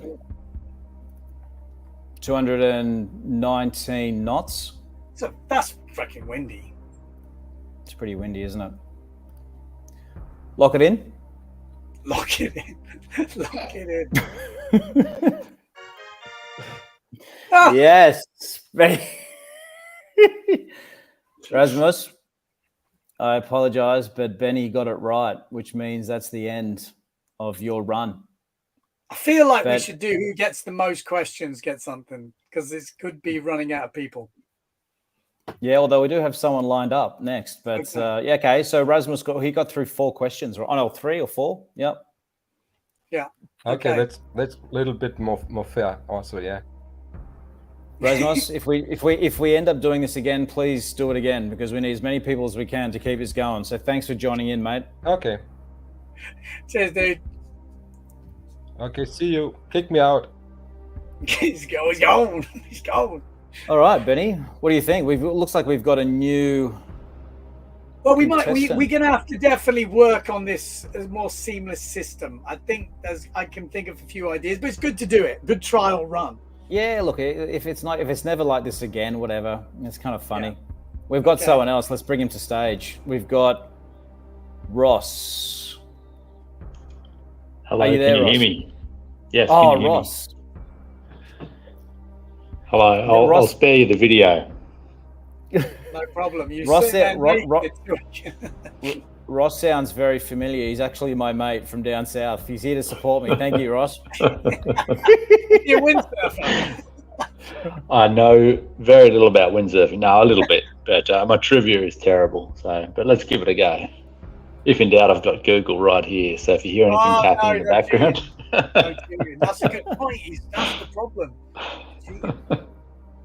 All right. Okay, here we go. How old was Robbie Nash when he won his first world title? ooh, oh, Don't I have Google no it. idea. No, I won't. I mean, I'm gonna say 19. 19? 19.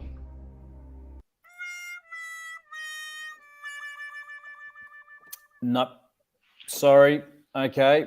Benny. Brains Benny. I feel like it's something ridiculous, like 13. But I was thinking to myself, it can't be 13. But that's the first number that came into my head. So then I'm thinking 15. 15's still young. I'm gonna go 15. 15, is it? 15. Yeah, 15. I've made it. I don't know. Oh, Oh, sorry. You said 13 was 15. the first. Should have gone with your first guess according to Google. Yeah, that was the first thing that came into my head. Was it 13? Was 13. Yeah, it yeah. was actually 13. That was exactly the first number. Straight away went 13. Yeah, I know. I'm thinking 13. I get a point for being honest. Just kill it, Not 'cause I cheating. didn't get it right. Ross is hanging in there. Okay, Ross, are you ready for the next question? Yep. The brand Chinook, you know the brand Chinook? Yep. What is it named after? Good question. Is a Chinook a bird? I'm going to lock it in. Can I phone a friend? Let's say it's a bird. Chinook. Bird. That's it? Bird. That's it, Bird. Damn it. Benny?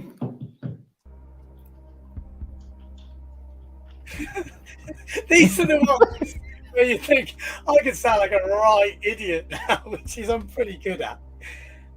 Why am I thinking of a helicopter? That's a Chinook. Is that the same spelling? Why does that just sound? Can't be a fucking helicopter. Is it something like a wind or something? Most brands are named after winds.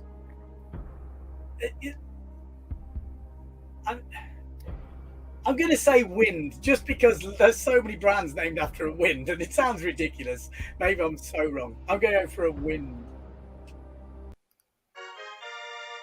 Yes, Benny. Yep, He's you've done it. done well, Well mate. done. It's what is it? It's a brand. Chinook winds are two types of prevailing warm, generally westerly winds in Western North America. Okay. So, well done. I'll be honest. I've that's in the back of my head somewhere, but it didn't seem right, so I didn't want to say it. But okay. Yeah. Oh, good. But that means it's the end of Ross, though. So I'm out. Thanks, guys. It was good. Ross, thank you for supporting the channel, mate. Sweet. Talk soon. Till next time. It's gone. Okay. Well, we got someone else. Ben, we were skeptical anyone was going to be coming up, but here they are.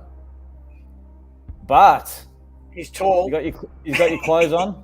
Yeah, we were skeptical anyone was going to be coming up. Oh, he's got a hat.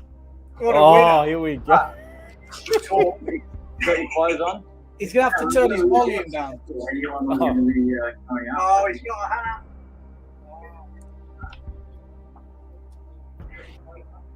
Bit of feedback coming there. Yeah, you've got headphones. Oh, he's got the headphones. We're going to be in.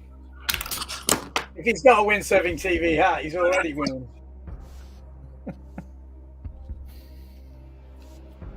Okay, how about that? Bart. Hey, Bart. Where are you from? We're doing good. We're doing good. We're waiting for wind. Where are you, mate? Cornwall. Ah. I'm at that. Beautiful. We're doing good. We're waiting for wind. Have you got your YouTube page open? Yes. Should I close the YouTube page? Yeah. Okay. Okay, it's closed. Yeah, that's the winner. Winner. Any thoughts on duotone Fanatic? Well, for us old guys growing up in the 80s, it's a sentimental loss, but this is just how things are, isn't it? Like, I think the whole windsurfing market is changing anyway. Like, is there even a future for mass-produced kit? Should we go to a system where you just order your stuff, it gets made, and then you just have to wait for it? I think that's kind of where it's going. What's the point of making thousands of balls, stick them in the shop, and then selling them half price next year? Not a bad point. Not a bad point. What equipment do you use out of interest? I am witchcraft mostly, boards and sails, and some SE sails around the edges. But big fan of the concept of producing stuff that lasts. Because it's a toxic product anyway. So and there's no real eco-friendly alternative out there. So in order to make something that lasts is probably best for the planet, and I love that concept. And also not bringing out a new model every year. It's just improving on the design and then bringing that in. And having made things to order, not from the other side of the world, is a good concept as well. And he's a fellow Dutchman. That helps, doesn't it? Like, you have to be a bit. I can hear your accent there, Bart, and a very Dutch name as well. Yeah, Yeah. You know, I live in Cornwall, but proudly Dutch. Yeah, cool. No, well, okay, you ready for your question? I am. It will be guesswork, but let's see. Okay. Slightly tricky one. Well, I didn't know it. When was the PWA formed, the Professional Windsurfers Association? Oh, when was that formed? 1980. Drum roll. I'm in the right decade.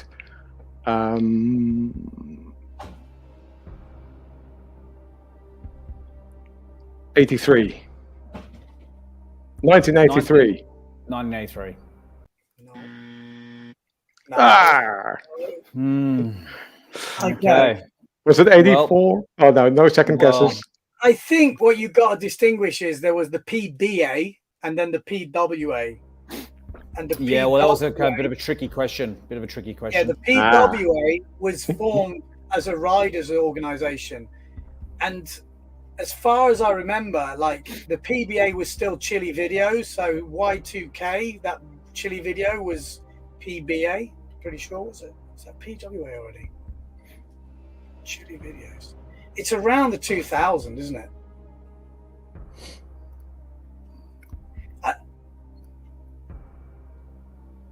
I was doing the PBA 2003. Is it 99, 2000, 2001? I thought you'd get this. Yeah. I kind of want to say...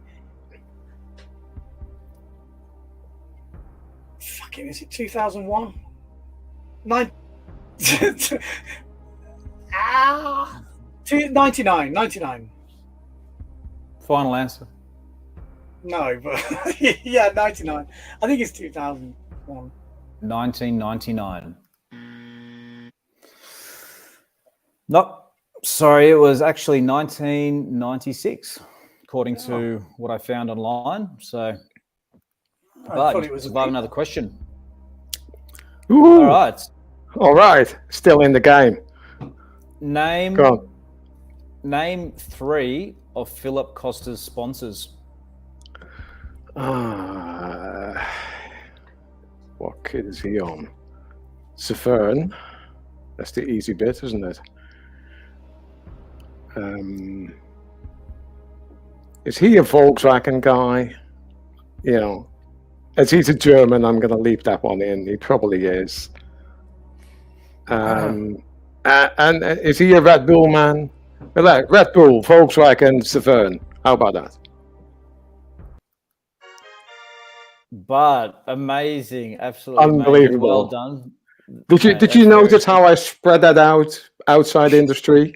You know, mate, we've got a star player here at the moment, Ben. All right, how many more questions we've got to go? We have a couple more, I think.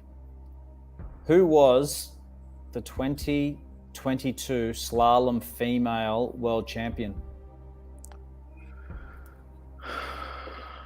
2022. Yep. Marion Mortifont.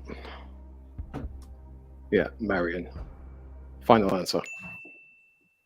All right. Right, he's done it again. He has done it again. Yeah, there you go. Well, you know, I'm not a slalom fan, although it's fun watching the racing. But yeah, I just recalled watching the Japan stuff and her doing it again. So that was pretty cool. So that was decent. Well done. Okay, we have how many more questions I've got? Just let me beat final. Huh? Just let me beat Rasmus. Final question. Final question. This is the final grand finale question. All right, this is it for the first grand champion. It's tricky. It's tricky.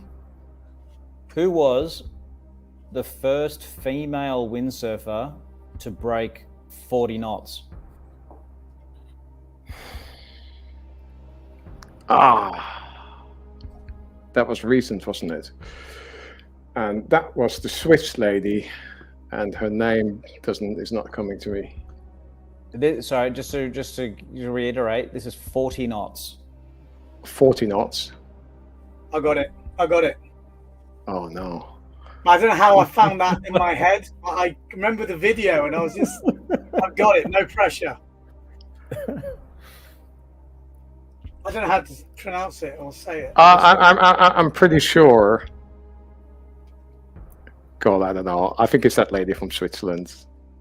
That was sometime last year or something. Her name has slipped my mind. So that's a.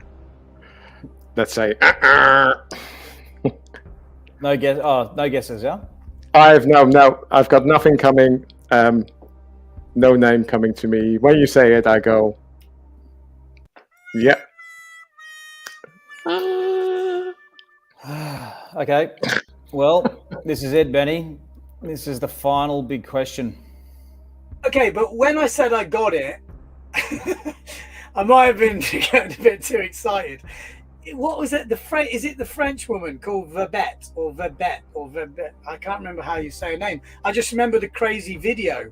But now I'm thinking maybe that wasn't 40 knots. The crazy video from Tarifa or somewhere. Where with Peter Hart commenting it and she's just getting owned. Was that the 40 knots? Is it Verbet? I don't know how you say it. It sounds like that. Verbet. Yeah. I'd love to tell you the answer, but it doesn't work. This sort of quiz doesn't work like that. Okay, I'm going to go with, that's all I've got, because I can see the video and I can hear the name and I can see her absolutely getting smashed. And she was just like my hero after watching that video. Verbet. Something with that name in it that sounds like that, Verbet or something like that. That's it. That's all I got. So what is it? What's your answer? Babette. Babette. You put me in a bind here, Ben, because you're definitely on the right track. Wait, but the answer is super hazy. Hang on. Hey, we're running out of time here. I can't remember that. I just remember Babette, something like that. Yeah. Okay. You know what? This isn't my judgment call here. I'm gonna have to. I'm gonna have to give it to you, Ben. I mean, I'm being generous. Okay, I'm being generous, but what's the full name? I can judge myself. Where is it? The answer is Babette Kekel. Babette Kekel. This is a crazy video. That is the craziest video I've seen. 1993, Tarifa, 40.05 knots. You did say Babette, so Bart, I apologize. I was put in a bind there. He kind of said the first name pretty much, so I gave it to him. Fair enough. He might need an update on his hat anyway, by the looks of it. Well, yeah, it's a classic one. A classic. That's one of the originals. Well, that's the end of our inaugural quiz, possibly the last one ever, depending on how Ben and I decide. If I'm impressed with everyone that came in. If you like the quiz, you have to let us know in the comments or in the live chat, because we got to work out what we should bring back. Do we need a snappier quiz? We did talk about doing Guess Who, whereas anyway, there's a lot of other thoughts in the pipeline, whether they're good or bad, we don't actually know. But thank you so much for joining us. Yeah, you're most welcome. Great work. This is a great concept. Really enjoyed this actually, and it might be a really good platform to talk about technical stuff. There's not enough tech talk. I'm a bit of a nerd. I want to know about stuff. Why this material? Why this line here? All that kind of thing. That's cool, and I think this will be a good channel to do that on. Okay, that sounds good. We can definitely have a technical section. Yeah, let's get nerdy section. Geek corner. Geek Corner. You could come on. We need a resident geek who just comes on and says some interesting technical speak. Bart knows a lot about windsurfing. I've been. I started in '83, I think. Yeah, '83. Amazing! Wow. Well, you've been there pretty much through the whole journey of windsurfing, just about. Well, I've taken a long time out. It's one of those stories, get busy with life, doing other stuff, and then, you're getting a bit older and everything's like, what were the things I used to love? Oh yeah, that stuff. Yeah. So I just came back to windsurfing in 2019, and I'm like a teenager again. That's awesome. No, 2000. Really cool. That's really good. That's actually pretty much the same as me, Bart. I sort of had a bit of a break and came back around 2018, 2019. So yeah, I think that happens in windsurfing. You go through breaks and then you come back and then, the gear's updated and it's a bit easier and yeah, you get all excited again. That's super cool. Yeah. Like what I found, I was lucky enough to go on a coaching clinic, like about 6 months after I tried windsurfing again. And that was with Colin Dixon. Yeah. That was brilliant, because you kind of unlearn all your old school technique and relearn with the right technique.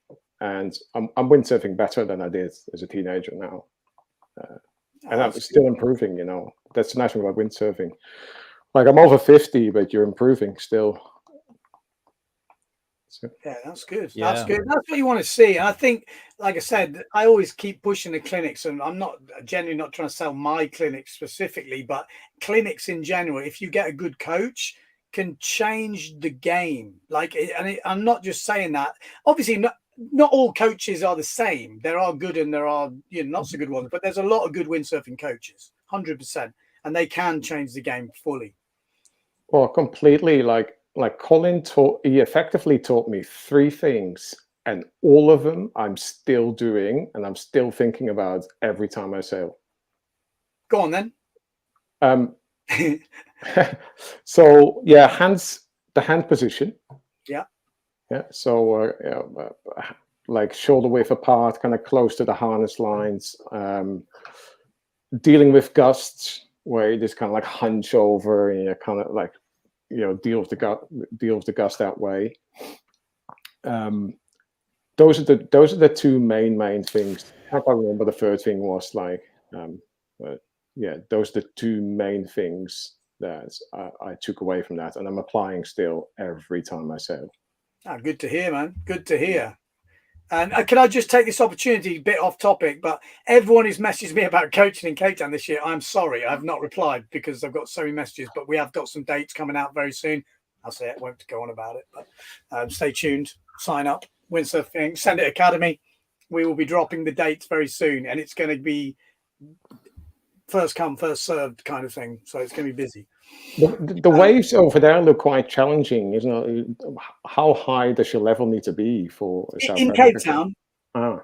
Yeah, it's reasonable. It depends on the groups. Like when we do the groups, you're better to have people of the same, roughly the same level, because then you can choose where you're going. Because doing clinics in Cape Town is kind of like a surf safari. You're picking which beach to go to different days, so it is a little bit different to your normal clinic. But yeah, you've got to be able to competently sail already in waves. If you're just getting into the waves, it's not the place to go. If you're improving your level, learning extra stuff, then that's kind of the level. Obviously water starting, and then there is a lot you can teach you, but water starting, staying upwind are obviously very key features. Yeah, cool. Yeah. All right. It's on the dream list. Stick it on the bucket list, 100%. Yeah. All right, well, cheers. Maybe send me a message. You need an upgrade on that cap, and you probably were. Well, you were the winner of the quiz. So cool. Awesome. Good on you, Bart. Thanks so much. Right, dude. We do have someone in the green room. We should bring them in just because they've made the effort to call in. Andy. Oh, Andy. Oh. Hey. Whoa. Can you hear me? He's in. Yeah, we can hear. Well, we've got no questions left. Ugh. You just missed out, mate. I'm sorry. Oh, well. Stay tuned next week. I have. Where are you from, Andy? I'm from Ottawa, Canada. Oh, wow. Oh, okay, great. What's you windsurf there pretty regularly, or? Oh, yeah. I was like that other guy, windsurfing for 45 years or something like that. Wow. So, but it's not the best place in the world to windsurf. That's for sure. Winter aside. I was going to say, it must get pretty nippy up there. Oh, yeah. And it's fall now, so state of depression sort of rapidly approaching. Hide all the sharp objects. Oh, God. It's, Have you I'm got going to any retire thoughts? next year. That's my goal, and I'm not sticking around for the long winters. Okay, I feel like we need to ask him a question. Okay.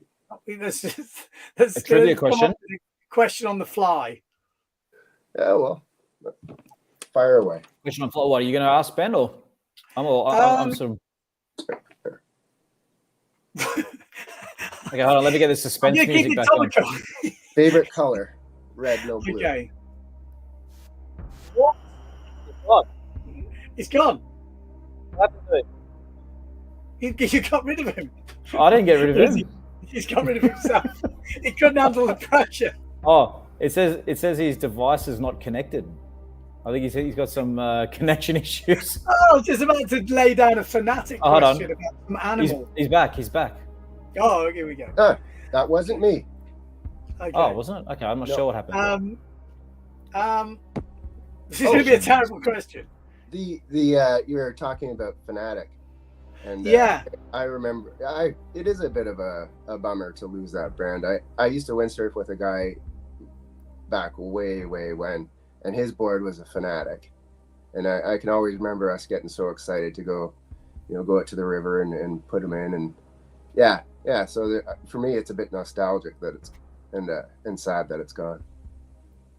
Yeah, no, I'd agree. It is, like I said, for most of us, because we've all. I mean, when did you start windsurfing, Paul? 77. Yeah, so 77. I started windsurfing in 87. Yeah. God, how I think I was probably around 86, 87 as well, actually. Yeah. So we've been around for all that, and a lot of windsurfers are quite old. So I think we do quite like that nostalgia. Like I was just looking through a lot of the Fanatic boards before we did this podcast. I was just going to try and come up for one. I'm just trying to come up with a question for you. It's not easy thinking of questions, is it? I had to rack my brain to come up with those 10. You did pretty well. What? Oh God. Yeah. I might have to do some research. I was going to ask something about an animal and a Fanatic board, but my brain's gone. You should ask us all what our most humiliating moment on a windsurfer was. That sounds like you've got a good story. Come on. What is the most humiliating story you've got on a windsurf? I was out on the river this year, Ottawa River, and there was good flow to it. And I got stuck right on the other side where Quebec, I live in Ontario and Quebec is on the other side. So I got stuck on the other side because the wind just died on me. So I'm gradually flowing down the river further and further away from where I launch. And I literally had to get dragged in by a family on a houseboat. Oh. And it's worse. So I get him dragged in, the sails screwing up in the water. I'm like, yeah, with the water ski rope. And they dragged me up to, it wasn't wherever the car was, but close enough. So I hop out and I had to pull all my stuff out on somebody's back lawn. And they're having a dinner party. Dragging my shit out of the water, swearing, and I'll be out of here in a minute. That's awesome. Don't mind me. You just carry on. Yeah. Just utter humiliation, like beyond embarrassing. I really am good at this sport, really. I was just thinking, actually, when you said that most humiliating windsurfing moment, what's yours, Paul? I've got one from just down the road from where you are now, actually. Oh, have you? Do you want to go first? Everybody's you got know, one. well, I was just thinking when you said that, the first thing that came into my head was sailing at Greenhead. Greenhead, yeah. Yeah, so Greenhead's like just down where he's living now in Western Australia, and I'm obviously in shorts, whatever, and they're quite baggy shorts. And I was coming in, and the wind was super light, and I was trying to get away from this wave because I knew I couldn't hit the lip because I was going to get absolutely smashed. So I kind of went out in front of it, and the wave came round, and it caught my back, and it smashed like straight down and took my shorts clean down to the floor. And I'm like, don't want to go down because it's quite shallow reef on the thing. So I was like in this position, like starfish, with my balls, everything hanging out, bare ass, my shorts around my ankles, and I've still got a sack. I just remember thinking, oh my God, you can't do anything. You literally just like, the thing is, though, you've got to start wearing a seat harness, Ben. Yeah, no, I had a sea harness with a safe. Yeah, or that new hybrid thing that you were talking about. That looked interesting. Yeah, as long as you didn't bottom turn with your shorts around your ankles. Oof. But I had to get out of the. Yeah. And ever since then, I've made sure the shorts are not, they've got a drawstring, so I've got a bit of tension on them. But yeah. Well, my story is not as funny as yours, but it was embarrassing, and that was sort of similar to Andy's. I was probably 14, and near where I live was a river, and it was quite a windy day. It was 25 knots, and it was the first time I was going to go out in 25 knots and blast across this river. I thought, all right, this is it. This is the day where I get out there. Well, anyway, off I go into this river, completely out of my depth, and I think the sail was just way too big and everything. So, ditch the sail, and I'm on my board just drifting down the river. It's in Sydney, so there's houses along the river. And I had no idea how I was supposed to get back. And all I could end up doing, I was basically just yelling to these mansions on the side, like, help, like an idiot. And some lady came out on her dinghy and just sort of rescued me and then brought me. Anyway, that was it. That was my most embarrassing. Yeah, I think we've probably all been when there. It's happening. You feel. Yeah, it's terrible. Like that big. You just feel. Classic. Yeah, and it's happened to everyone. I think the thing is with windsurfing, because you feel like you should be taking responsibility for yourself. So as soon as you have to start asking for help, you feel like you shouldn't be there or something like that. I don't know. And that's how I felt anyway. You're always under the impression like I'm the coolest guy out here. Like everybody wants to be watching me. And then you're getting pulled back by a boat. Like a family of drunken people. It definitely happens. Have you ever cried? Has anyone ever cried windsurfing? Oh God. Yeah, I used to teach, for sure. I've cried. You cried? Well, listening to you guys saying about the river, I remember I used to sail on these places. I look back at it, it doesn't make any sense. I'm a very emotional guy. It's like a big lake, and then up the side of it, there's like a little river that flows out of it. And my goal as a kid, was to always got to get across the river, because once you're across the river, then you had to play around in the bottom of the lake, and it was shallow and it was fine. But if you didn't make it over the river, then you went down the river, and I was always scared of going down the river. And then one day, obviously, didn't make it, and I was going towards underneath the thing, and it was like, and I started praying and everything. That was a long time ago. I don't even really believe in God. I did at that moment, so I obviously do. So yeah, there you go. Just quickly, I thought of a question to finish this off, Ben. Okay. This is tying in with a Fanatic theme, and this is also I've got a comment here from Akeem Halenk. Ask him what the Fanatic race board was called, and I'm specifically going to be talking about the 1990s. The Fanatic longboard in the 1990s. Do you remember what that board was called? I had 2 of these, so I do.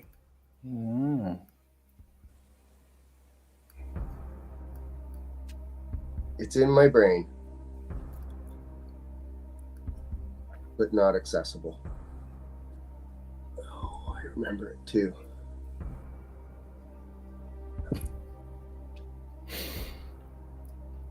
No.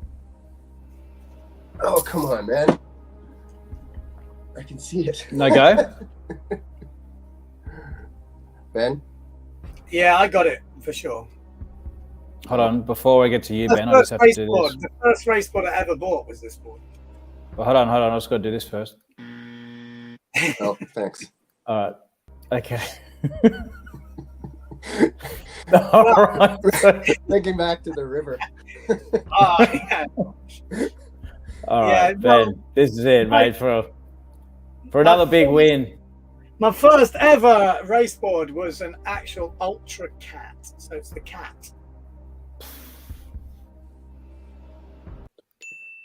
And that's it, Benny. The brain has won again. You can't beat the brain. No one can beat the brain. Well, he owned one. I owned a couple actually. Then I had a Mega Cat later on. I've had a fair few race boards actually. That would be something. 90s race boards. I could be like masterminding. I'm pretty sure I know them all. Well, right, what do you reckon, Benny? It's probably a good note to end it on. What do you think? Yeah, we have to kick this Canadian out. Yeah, I actually have to go work. Thanks for tuning in, man. Thanks for joining in, Andy. Thanks Have a good one. this, guys. Thanks, Andy. Thanks a lot, mate. There we go. All right. Well, that was our first inaugural quiz. Yeah. Stressful, wasn't it? That was bloody stressful.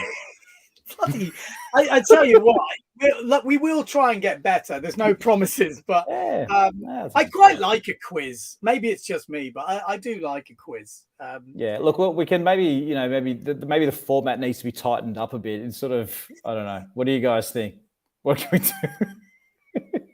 Yeah, and also I will stress, you guys at home, feel free. We should have like a quiz email where you could send in your quiz questions. This could be super useful because for us to keep coming up with questions every week, it might be a bit hard. Whereas if we all team together, we could end up with a hell of a lot of good, decent, interesting questions. So if you do want to send me any questions, send it at Windsurfing.TV. It's the normal email, and I will put them on our sort of group chat, and we will keep them. Actually, I can't see the answers though. Anyway, I will have some questions. We will do another email. Because obviously, if I'm the brain, Paul might have to be the brain if I come up with the questions next week. Yeah, no, we'll work it out. We'll but see. oh well, that was it. I think that's. Have you got anything more to add to this? I've sort of run out of content at the moment. Yeah, no, I think that's pretty much it. I'd just like to say thanks for everyone for tuning in. Like I said, we will try and tighten it up. We don't know where it's going, but we just want to have a fun kind of weekly podcast where we can talk about industry news, some interesting inventions, some stuff that has disappeared over the years might be a really interesting one. You know, stuff that has stood the test of time.